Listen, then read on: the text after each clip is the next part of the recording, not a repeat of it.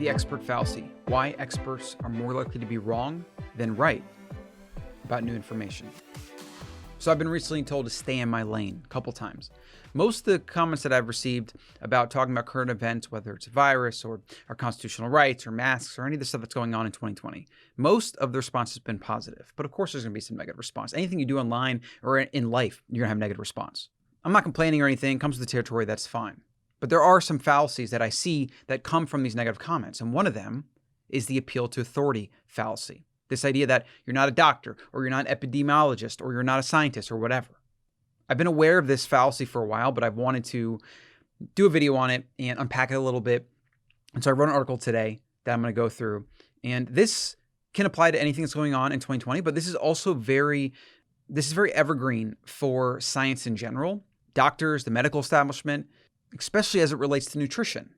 If you followed any of my content thus far, you know that the idea that a doctor should give nutrition advice and that how most of them don't know what they're talking about, or just all the dogma and the nonsense related to nutrition, related to research that has supported this nutrition advice, this bad research, this completely absurd research in most cases. In fact, most of it at the hands of epidemiologists.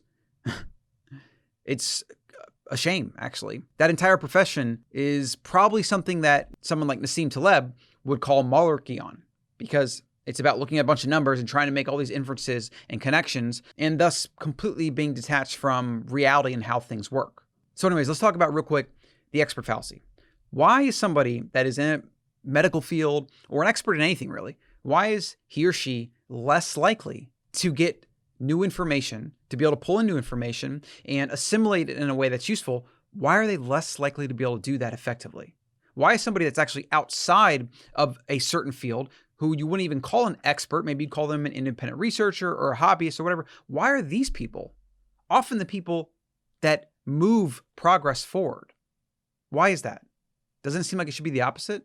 Again, it's one of those fallacies. It's one of those things that seem intuitive but are not. When you dig a little bit deeper, you see how the incentive structures are set up in a way to where people that are currently in a profession or a field where their salary depends on them not understanding something, because that would then wipe away everything they did before, or it would make them have to change things, or it would make them have to do a bunch of research and effort and do all these things. You see that experts are less likely to be able to use new information effectively. So here's a quote from Carl Sagan. Mistrust arguments from authority. Too many such arguments have proved too painfully wrong. Authorities must prove their contentions like everybody else. Obviously, if you look at politicians, that one I don't even need to explain. The idea that people listen to politicians and then just accept that at face value is so preposterous. I figured with the internet we would be well beyond that, but it still happens. The masses still want to see some expert or politician or political expert or whatever on TV and then be told what to do, think, say, feel, etc.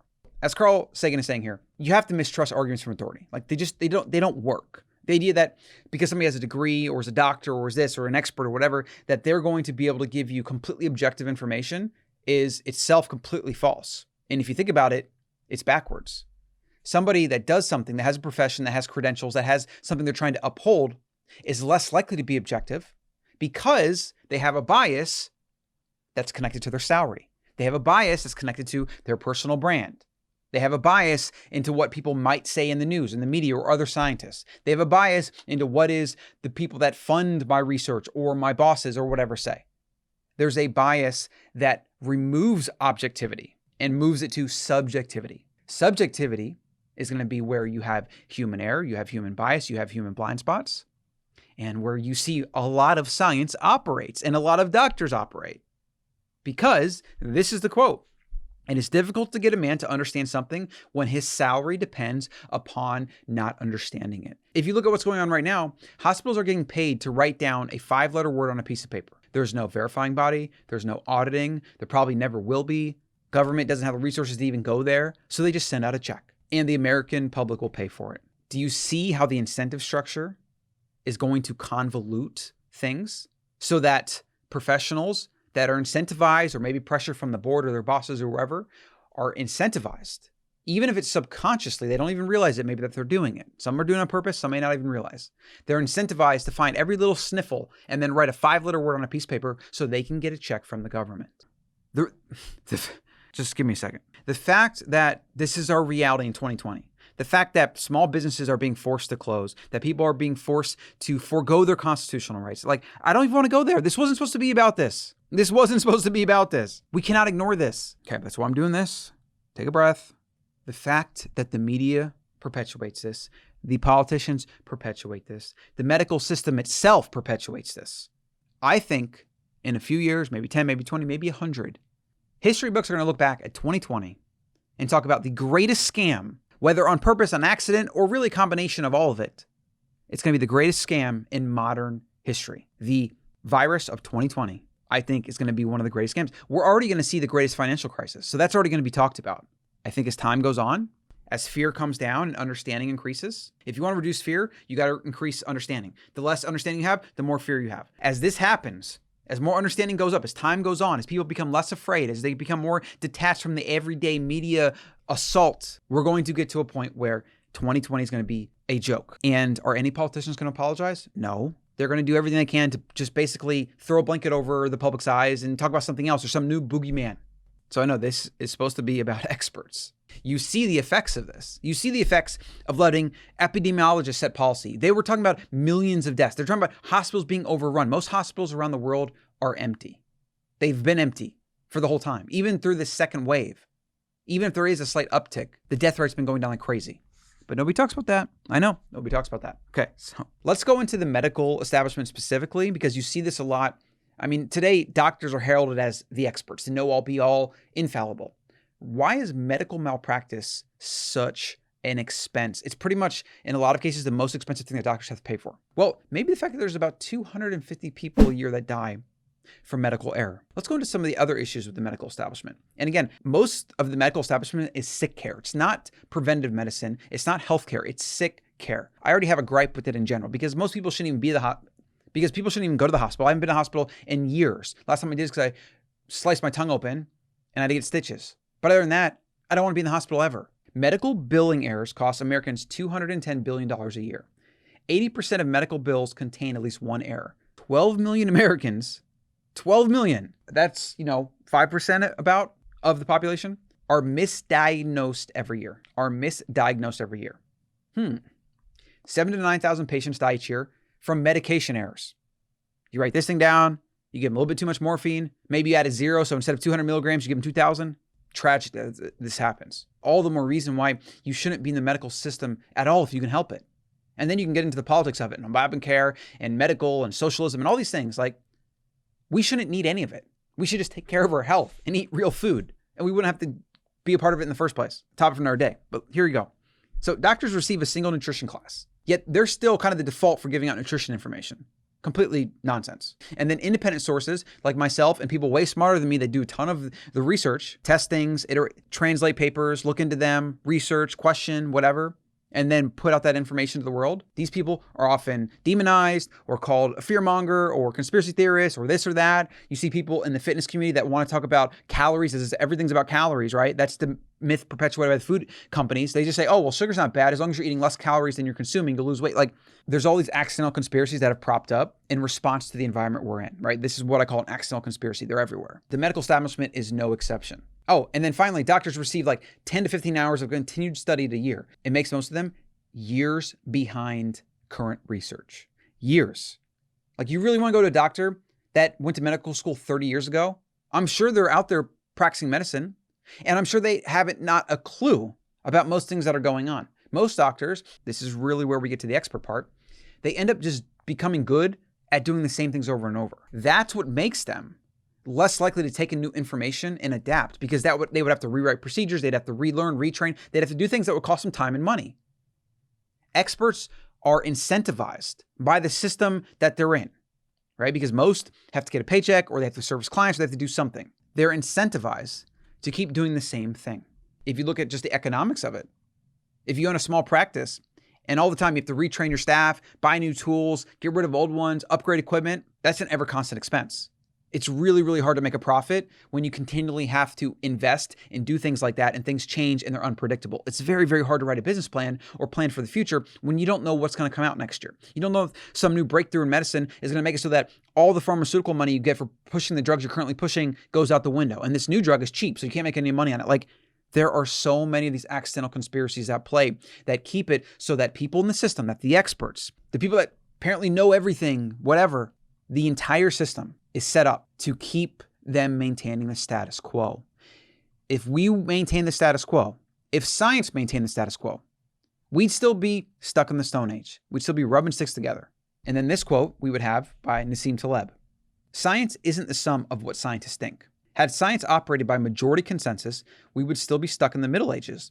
And Einstein would have ended as he started, a patent clerk with fruitless side hobbies. I see this all the time with the current understanding of knowledge. It's a hubris. Every era of humanity, every generation thinks they know so much. Even today, we think we know so much. We think we can create a vaccine and stay inside and wear some masks. It's going to basically thwart nature. But you see that doesn't work, which is why all of it is complete and absurdity. We should be doing something else completely, right? Let people live, be free, be happy, be healthy. That's how we thwart this. We use 300 Terminator-like immune systems because people are healthy rather than having them go inside, lacking vitamin D, not eating right, sitting in front of a screen. It's literally backwards. And this is what you get when you get experts and then you get politicians and you get people that are in these systems that are incentivizing them to basically make the worst decisions. In 2100, humans are going to look back at 2020 and they're going to laugh. We are going to look like children to them.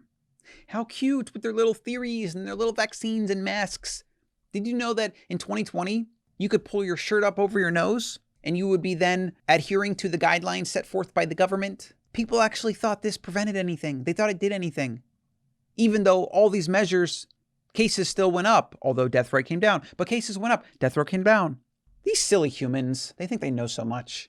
And then I'm sure in 2250, they're going to be laughing at the humans of 2100. This is how technology works. This is how growth works. This is how evolution works. Primitive species die off. Primitive ideas die off. But they're also stepping stones. That's how we grow. That's how we get better. But if you look at history, it's blood. It's painful. There's suffering. To get to 2020, to have the certain freedoms that we enjoy today that are at risk, millions upon millions had to die. World War I, World War II, Civil War, Revolutionary War, and then all the wars and the serfdom and all the crap that you go back all the way back to 12,000 years ago at the dawn of civilization. We're in a history book. We're going through it right now. Like, nothing is different. People of today, and probably every generation, they are egotistical. They think they know everything. They ignore history. And thus they are doomed to repeat it, as the famous saying goes. And 2020 is going to be no different. You need to think for yourself. Critical thinking. Read research papers. Have you ever read a research paper in your life? Like 99 out of 100 people would say no. But read it. I read the research paper that defined the virus. It was 30 pages. A lot of it was above my head. A lot of it I didn't understand. But then a lot of it I did. And a lot of it had footnotes saying more research is needed and this and that. And fundamentally, what I took away from that is they don't really know what this damn thing is. They can't really identify it. They're trying to look at other viruses and try to compare it and draw these things and whatever. And then this thing is constantly mutating and evolving. And it's a living thing. It's like there are millions of species in nature right now we've never even identified. It's absurd, the hubris and the ego of humans. And that is why history repeats itself, because human nature does not change. Only technology and the times and knowledge changes. It's a continually evolving process with a lot of death and destruction and suffering in the wake. And 2020 is a perfect example of this. Think critically. Do not fall for the appeal to authority bias. Do not convince yourself that your college degree means you know more than someone without it or that you know best. Even your medical degree does not mean you know more than somebody that without one. Like, these are all fallacies, and they keep people stuck in really bad ideas, and they lead to dogma and to bad thinking. To get more of these, go over to Colin.coach and get all the articles. Every day I put out a video and an article, cranking out like crazy. I also go into health and optimization and being a free individual sovereign human. I'll be spending more time on that, why you should buy gold, maybe buy silver, Bitcoin, things like that. Things to help you live your best life. You need to design your life on purpose. If you're living your life based on what society tells you to do, the government tells you to do, or your family tells you to do, or your friends tell you to do, you're probably going to be let down. Those rote paths to life are almost never fulfilling. They're a false promise. They're false idols that people pursue. That's what I'm here to do, is to help people detach from that. Take the red pill per se, to wake up, pierce through the matrix, and then build your own damn matrix. That's what I want to help people do. So call on a coach, get on the AM5, and then also subscribe, like wherever you're finding this. I'll see you in the next one.